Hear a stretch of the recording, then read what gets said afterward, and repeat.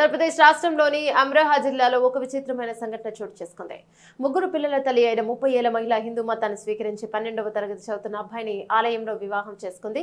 తనకంటే 12 ఏళ్లు చిన్నవాడైన కుర్రాడితో మహిళ సంబంధం పెట్టుకోవడం స్థానికంగా తీవ్ర చర్చనీయాంశం మారింది.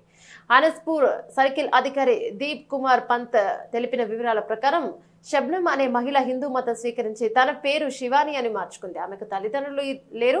ఇక ఇదివరకే 2 సార్లు వివాహం జరిగింది. పోలీసులు ప్రస్తుతం వివాహం జరిగిన పరిస్థితులపై సమీక్ష చేస్తున్నారు. అయితే ఇప్పటి వరకు ఎలాంటి అధికారిక ఫిర్యాదులు అందలేదని సమాచారం. శివాని తొలుత మీరట్ లో ఒక వ్యక్తిని వివాహం చేసుకుంది. ఆ తర్వాత వారిద్దరు విడాకులు తీసుకున్నారు. అనంతరం సైధాన్వాలి గ్రామానికి చెందిన తౌఫీక్ ను వివాహం చేసుకుంది. 2011లో జరిగిన రోడ్డు ప్రమాదంలో తౌఫీక్ వికలాంగుడయ్యాడు. కొంతకాలంగా శివానికి 12వ తరగతి చదువుతున్న 18 ఏళ్ల కుర్రాడితో సంబంధం ఏర్పడింది. గత శుక్రవారం శబ్నం తౌఫీక్ నుంచి విడాకులు పొందింది.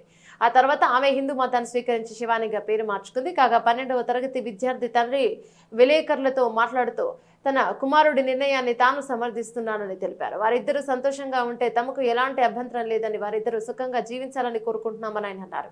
ఉత్తరప్రదేశ్ లో మత మార్పిడి విరోధక చట్టం అమల్లో ఉంది. ఈ చట్టం ప్రకారం బలవంతంగా లేదా మోసపూరితంగా మత మార్పిడి చేయడం నేరం.